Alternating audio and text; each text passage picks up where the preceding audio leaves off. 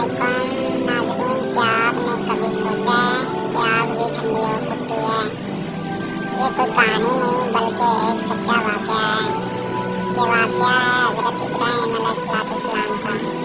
جب انہوں نے اپنی قوم کو بتوں کی پوجا سے روکا تو لوگ ان سے ناراض ہو گئے۔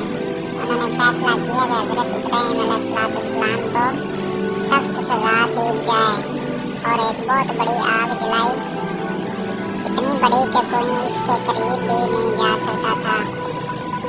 پھر حضرت ابراہیم علیہ السلام کو اس آگ میں پھینک دیا گیا، لیکن پھر کچھ ایسا ہوا جس نے سب کو حیران کر دیا۔ اللہ تعالیٰ نے حکم دیا، اے آگ ٹھنڈی ہو جا اور سلامتی والی بن جا، اور وہ آگ جو سب کچھ جلا دیتی ہے حضرت ابراہیم علیہ السلام کے لیے ٹھنڈی اور محفوظ ہو گئی۔ یہ واقعہ ہمیں سکھاتا ہے کہ اگر ایمان مضبوط ہو تو اللہ تعالیٰ ہر مشکل کو آسان کر دیتا ہے۔